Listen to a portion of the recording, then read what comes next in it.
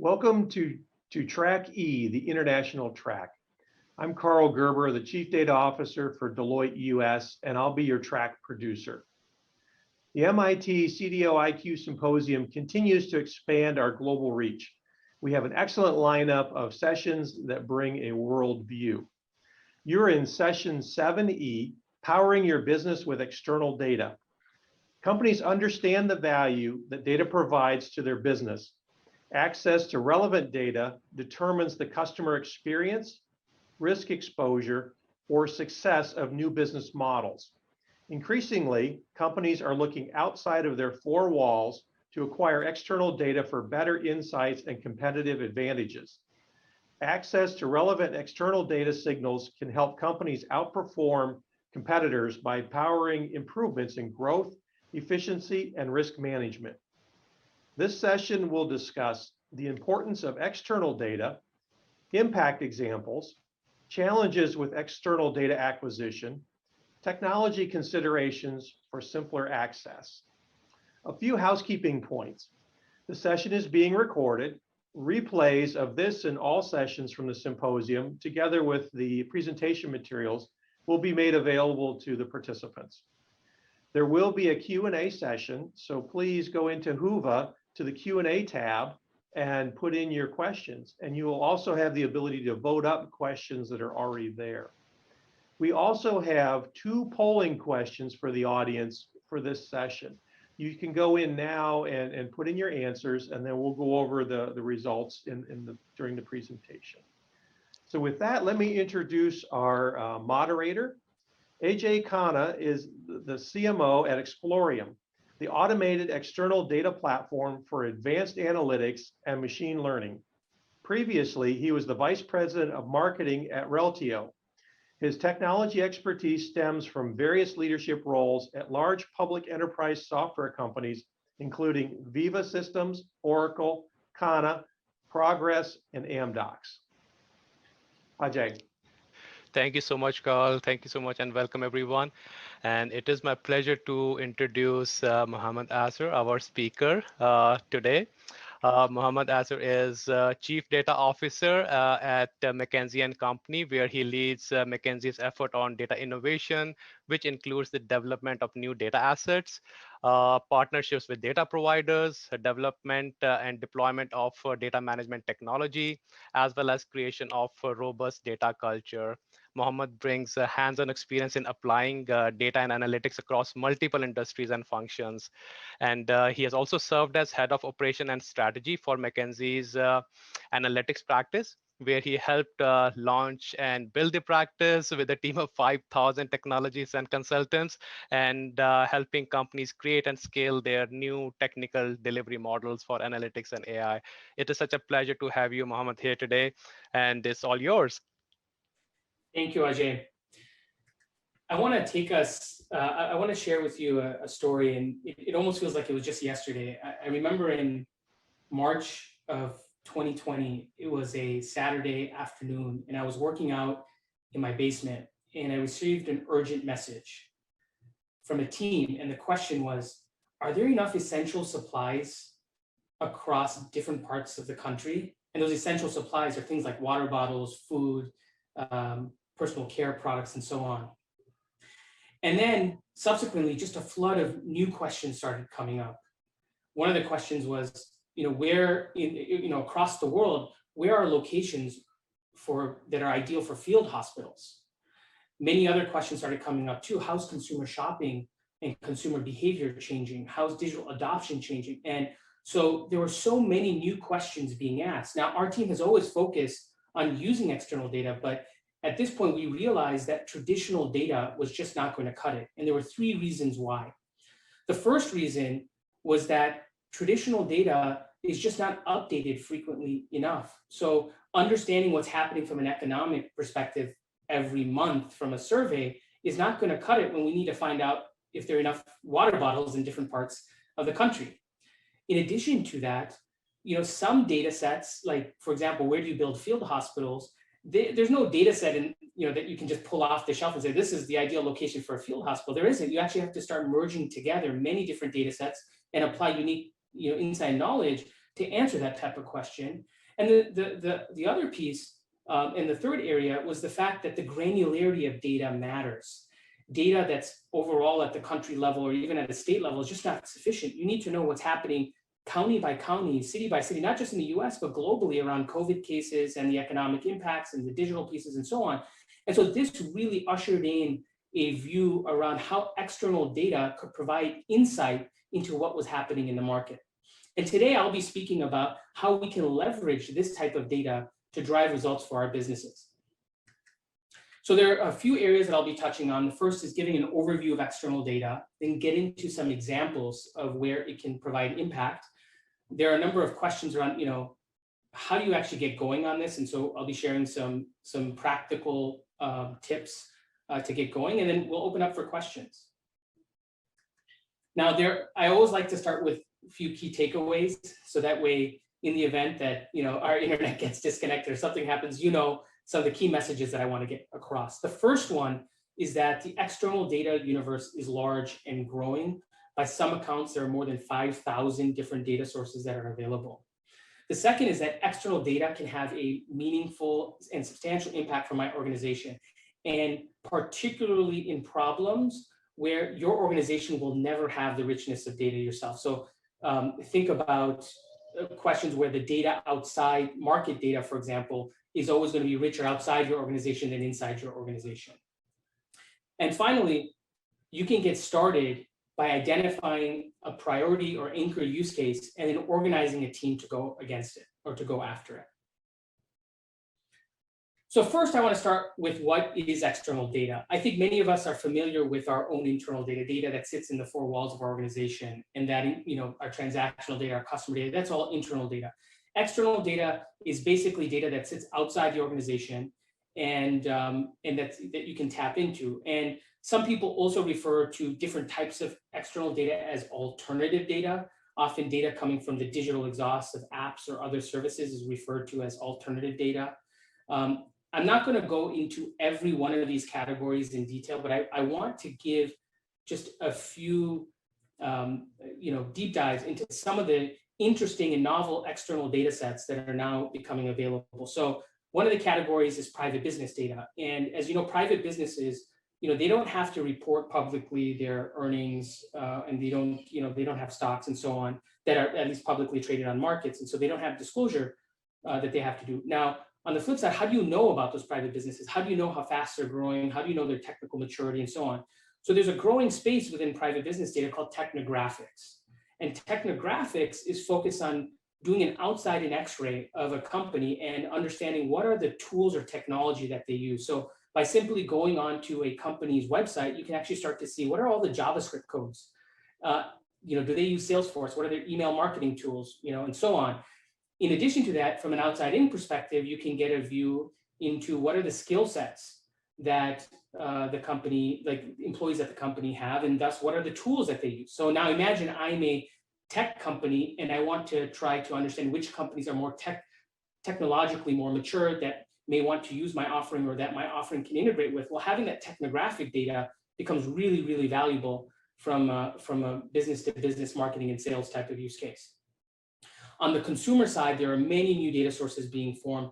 One of them in particular is receipt data, where consumers are taking photos of their receipts, and getting for that, points or dollars or credits and so on. And that receipt data can then be aggregated to understand consumer shopping preferences. So if people who purchase this, they also purchase this, when do they switch? What are the drivers of the switching and so on? In some cases, some of these data providers have also started to give incentives for consumers to share e-receipts, so purchases that they're making online. And the interesting thing about this receipt data is that it's updated quite frequently. So users are, within a day of making a purchase or the same day are often taking those photos. And so you get a good sense of what's happening on the ground. Another category is web harvested in online and app data. And one of the areas that's growing more is digital app metrics. So as we know, during COVID, there have been a number of shifts that have happened, and digital adoption has been one of them. How do you actually understand how your organization is doing relative to others in terms of digital adoption? What's your adoption of your digital app versus others? What about the features? How much time are they spending in your app? digital app metrics give you insights into how you're positioned in the market with your own digital apps and services. Now, the external data space really was ushered in by the hedge funds and the investors. And they have a number of different conferences that they run every year that really look at alternative data or these new data sources, often, again, external new data sources. And roughly half of the top 100 hedge funds are using this type of alternative data, often looking at some of that consumer spending data or leveraging data from the public web and so on. And the whole goal is, how can they improve their investment decisions? So some interesting analyses, right? So before COVID, before we had COVID, in 2018, one of the data providers looked and used credit card data, second measure, they looked at Peloton. And what they found was that Peloton's active membership, in fact, was greater than SoulCycle's based on looking at that transaction data. And so they could get a sense that, hey, this digital disruptor was growing faster than one of the largest chains. And again, that's the type of insight that you can get from this data.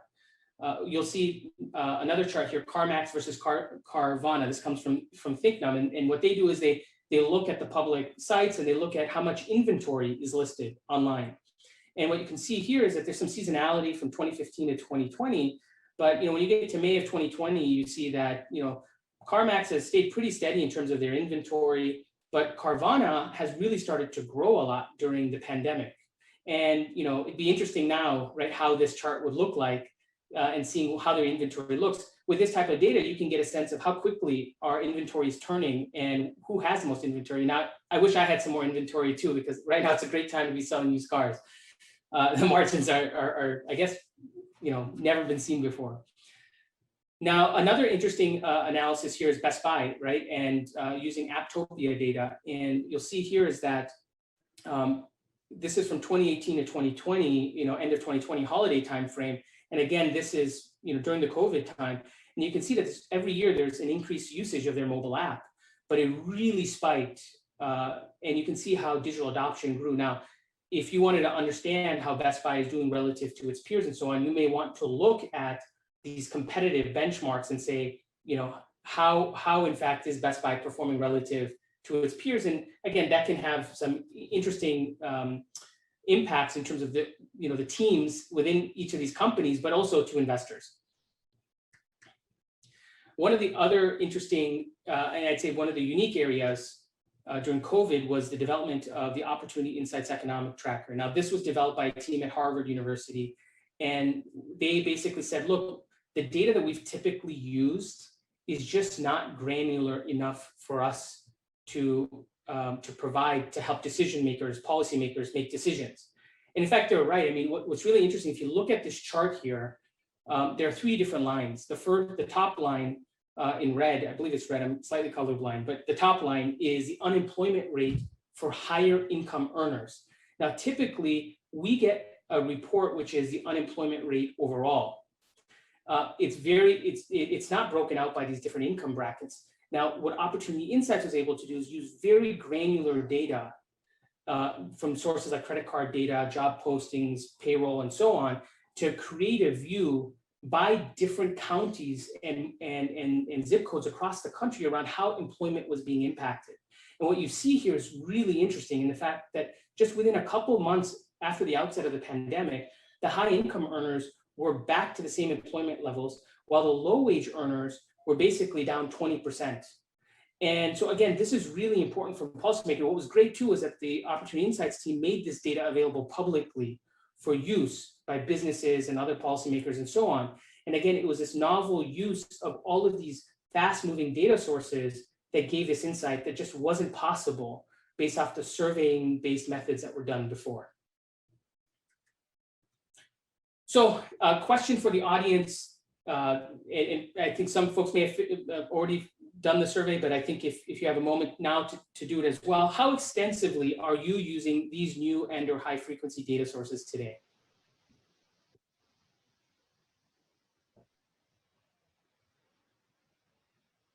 So Mohammed, the responses so far, you've got 36 respondents, and the top category is limited use, but starting to build capabilities at 36%. substantial use and generating value at 31%, Mm. not at all at 22%, and then lastly, completely transformed strategy operations at 11%. Well, one of the things I wanted to highlight is I think this is quite consistent. Now, I think with this group too, it's good to hear that we've got a good number of folks who are in that C and D categories. I think, and it speaks to the audience that we have here in terms of the maturity, which is wonderful. I think over 50% also responded that there's very limited use or not at all. And I think where investors has been spending over 5 years in this space, I think corporations and organizations are often just getting started. And many of them, and we'll walk through this in more detail, many of them are doing a lot of hand-to-hand combat, bringing in these new data sources. And there are now even more efficient ways to bring on new data sources, and we'll talk through those. So the data itself is great, but there's also a risk that if you just go and try to figure out all the data that's out there without a particular use case in mind, well, you're basically boiling the ocean. So always starting with a use case is going to help focus the efforts, but also going to help derive the value.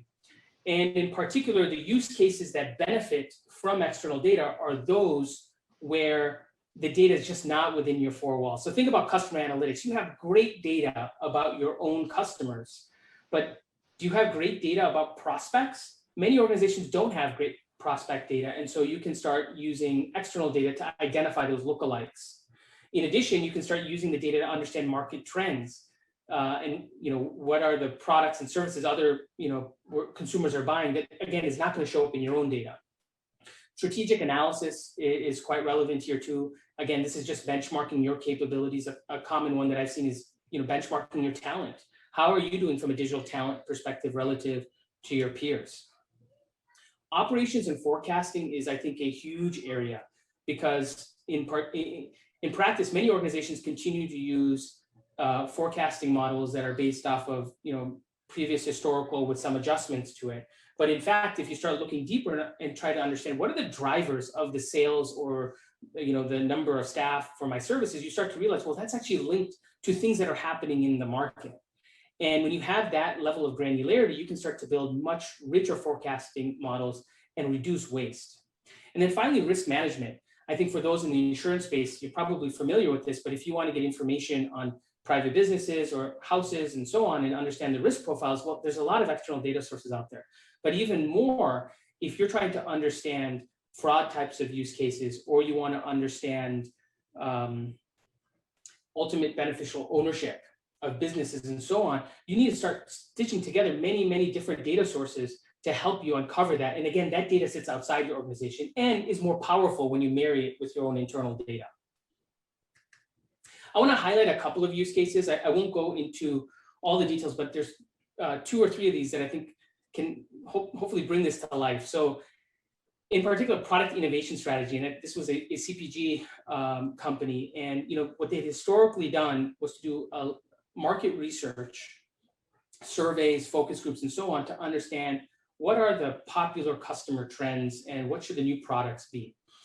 And instead, they flipped it on its head and they said, what are consumers doing today? And they started looking at what's the foot traffic to different restaurants.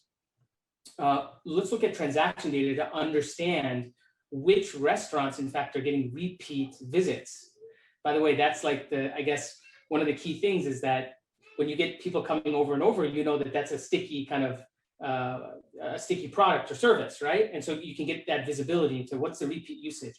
What's happening from a search perspective? What are the aggregated search trends around food consumption? Let's also start mining social media reviews, both on Yelp and Google and so on.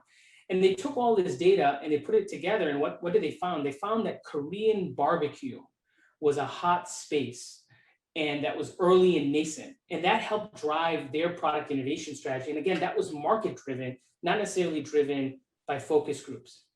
Another interesting use case that I think is quite, is around real estate, where you can take 2 like-for-like properties, basically similar fit and finish, similar characteristics, and so on, and you start looking at what do the rental rates of that real estate look like 2, 3, 4, 5 years down the road. And you find out that, in fact, a lot of the characteristics that are actually not related to the house itself, but to the market it's in, is really important in determining how the rents will change over time. So, how convenient and easy is it to walk around nearby? Also, proximity to public transportation, parks, proximity to major highways, restaurants, basically highly rated restaurants, ones that are sought after, great nightlife, so on. And you start to find that those properties that have some of these market characteristics, actually their value, the rental rates increase at twice the rate of those of others. And so now as an investor, you might say, well, I want to actually start using this external data to help me with my investment decisions and in my real estate portfolio. And again, I think we touched a little bit on this on the talent strategy standpoint too, from an outside in perspective, getting a view in terms of what are the talent profiles I have? What are the talent profiles my competitors have? Where are we growing? Where are others going? There's a lot of different competitive benchmarking that can be done. So while external data holds a lot of promise, and there are many different data sources out there, organizations often face a number of challenges, and there are 4 challenges that I see quite frequently. One of them is just the fact that the ecosystem is really large. There's over 5,000 data sets. There's new data providers every single day. And so how do you keep track? And then how do you also, even when you know what's out there, how do you know which one is better for which use cases? It's really hard to go through that assessment process. I've been there where, I've seen this in organizations too, is you've spent a lot of effort to bring in 1 or 2 new data sources. And then it's been a few years, and then, there hasn't been as much momentum in bringing in others because it just takes so long to go through the assessment and justify the investments and so on. And I think that brings up the other piece too, is that often it does require investing some additional dollars into doing this. And so how do you build a business case so there's a clear ROI associated with that purchase? And then finally, the privacy and regulatory risk. There are a number of new data sources out there, some of them capturing data in different ways. Are they getting permissioned opt-in permissions to be sharing and providing that data? Are they taking the right measures to aggregate that data? In addition to that, internally, does your team feel good about the use of the data? If customers were to learn about how you're using that data, would they have any concerns or issues? And so all of these things need to be weighed as you're using external data sources. And so to get started, there are 4 areas that I recommend getting going on. The first one is identifying an anchor use case. And we talked, or I shared a number of different types of use cases. And I would say, again, focus on a use case where external data is going to provide tremendous insight when married with your own internal data, where today you just don't have enough internal data to help you get to the best answer. The second is around establishing the right roles. And we'll do a deep dive on this. There's also leveraging external data platforms and marketplaces that can accelerate. And we'll talk a bit more about that. And then finally, a framework to test and evaluate your data so you can determine the value and operationalize it. So on the roles, there are 6 roles that are needed. And I think many of these roles we're all familiar with. The data scientists, analysts, the data engineers, the architects, the DevOps, and purchasing folks. There's really 2 new and different roles. One we consider as a data scout or strategist, and they're identifying and working with the different teams to identify those priority use cases, and then they own end-to-end that whole sourcing process, working to identify the data sources, working with the different constituents to assess that data, and then also ensure that it gets deployed. There's also the data review, and often organizations are setting up data review boards that are going and then they're validating, how the data itself, the source, is it going to be ethically used, and so on, to then make a judgment call around, are we going to use this or not? And one other thing I'd like to highlight is the purchasing experts.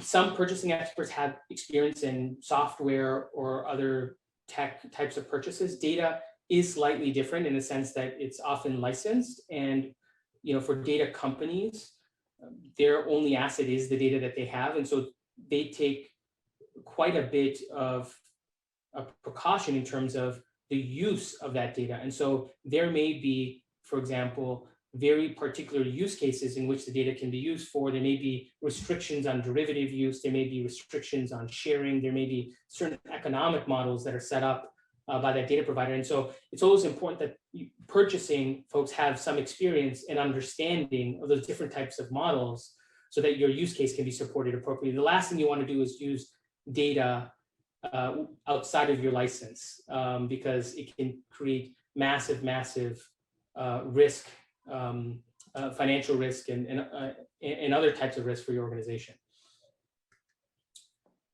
External data platforms and marketplaces are really accelerating this journey. And there are a couple of areas where external marketplaces and data platforms can help. The first is finding data sources. Many of them have started to identify hundreds to thousands of different data sources. They've created overviews of those data sources.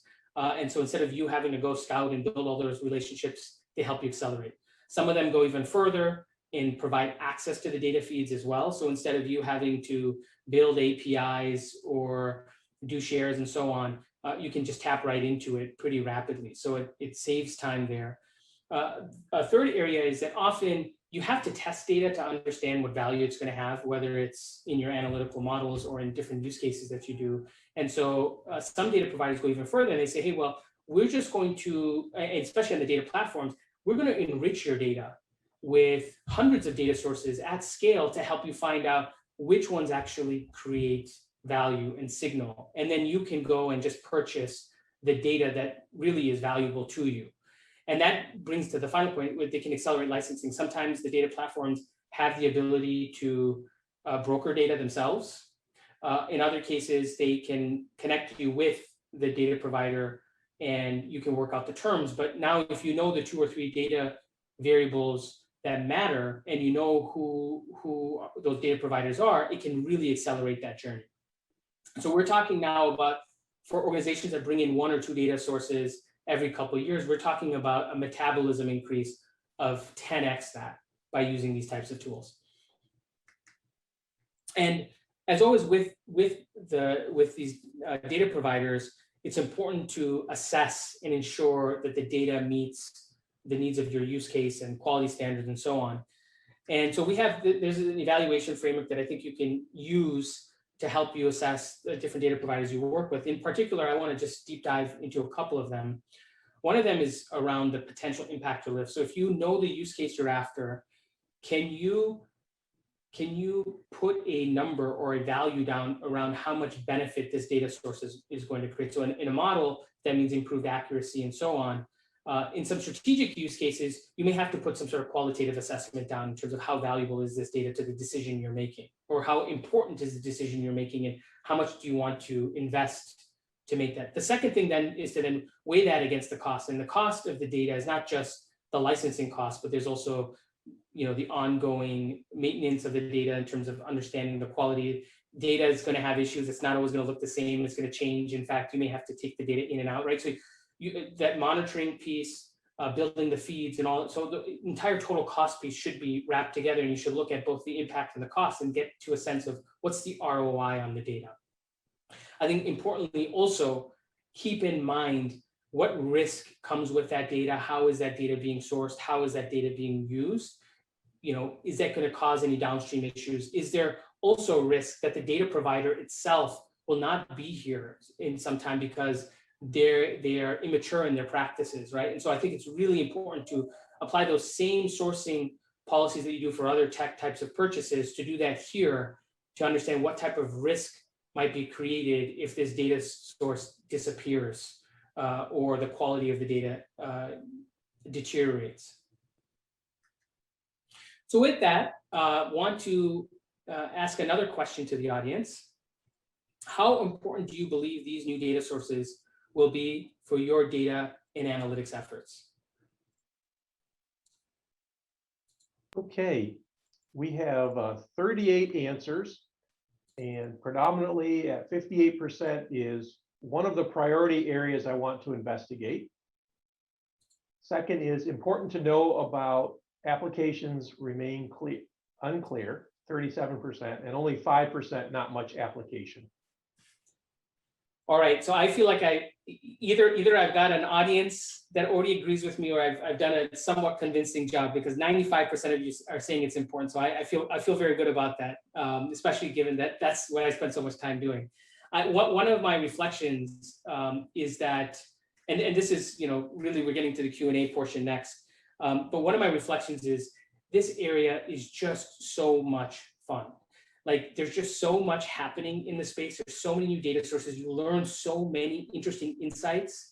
And so what has attracted me to this space more than anything else, external data in particular, is that you can just find different patterns and relationships, and it helps you understand what's happening in the world. So I wanted to throw that in there. I'm super excited that there's a lot of energy behind this. And I hope others share in that enthusiasm around the potential for data. And so I want to leave you with the question: how will your organization use external data to drive impact? So with that, Ajay, want to hand it back to you for Q&A. Excellent. Thank you so much, Mohammed. It was an amazing session, and it is always wonderful to hear your thoughts. So I have like a few questions here, and we'll keep on getting some questions from audience as well. But you started your session with talking about the COVID situation, and where we suddenly saw the need and increase in use of external data. But on the flip side, when the economy is turning back and we are seeing people getting back to businesses and offices, again, the data which was there, or the models which were there for the COVID times, year and a half, they won't be that usable. So how do you see in the next phase of coming out of pandemic, what is the role of external data at that point? Yeah, I think, Ajay, it's a great question. One of the things that I've sort of seen over the last couple of years is folks trying to seek really high, accuracy rates, and you throw in a lot of data, a lot of features, and you get really high accuracy. But then what you find out is that, if there's a change, the data is quite brittle, or the models are relatively brittle.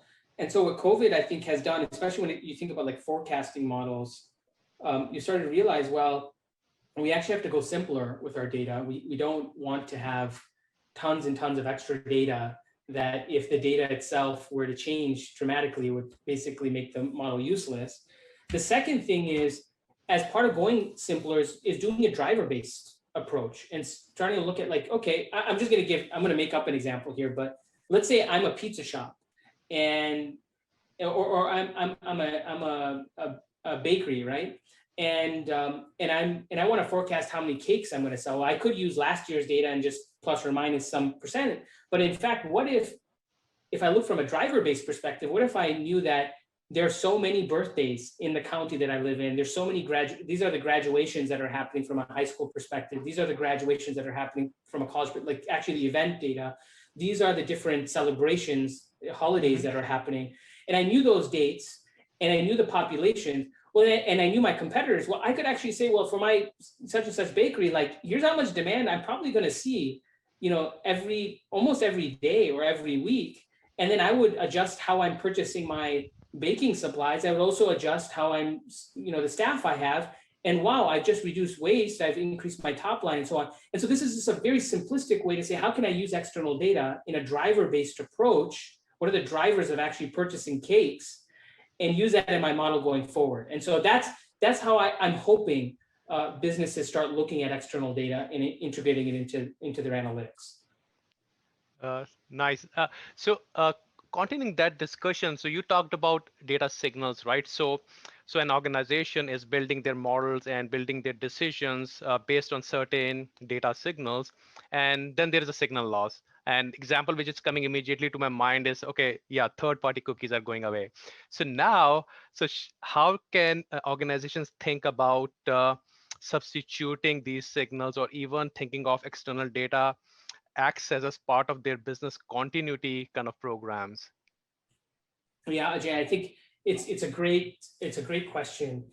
And I think this is why it's important to not have all your eggs in kind of one basket, right? Every time, and I was talking about this on the risk standpoint too, is that some data will deteriorate. What are the alternatives to that data that you need to fall back on? I think that's one of the benefits if you think about working with the marketplaces or data platforms. Like, are there alternatives that you can use there? You may have to go source it, but you should be thinking in the back of your mind that if this data set disappears, what's my backup plan? What's my alternative?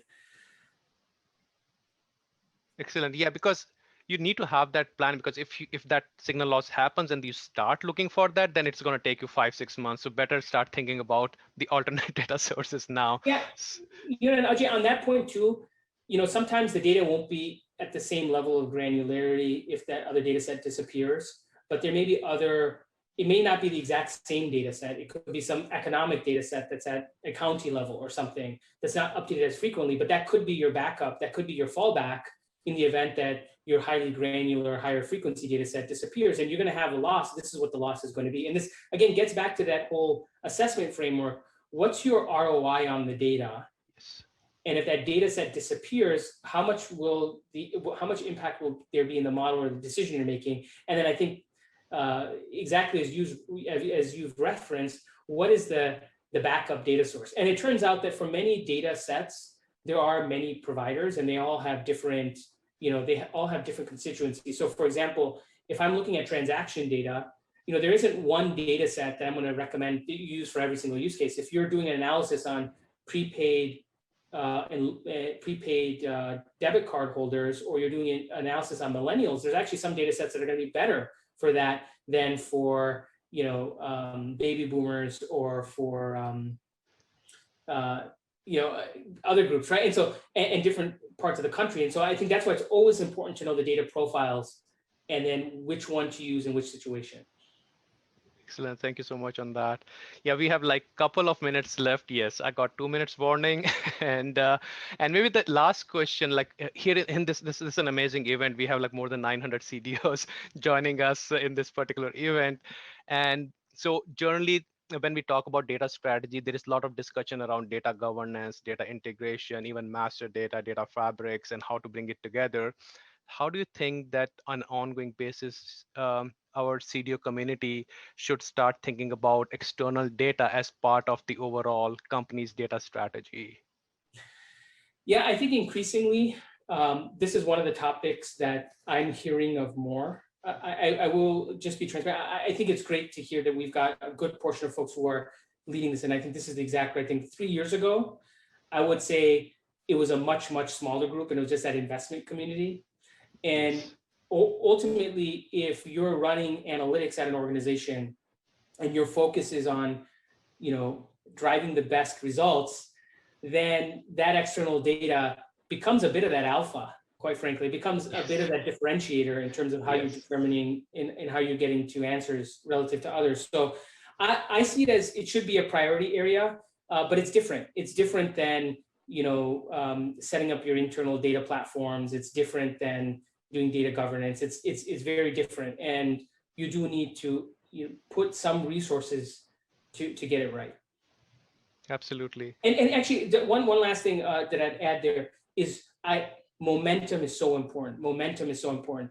The level of energy and excitement you can get after you've proven 1 or 2 use cases using external data with the executive groups, because you can start speaking to the examples of how different data sets provided value.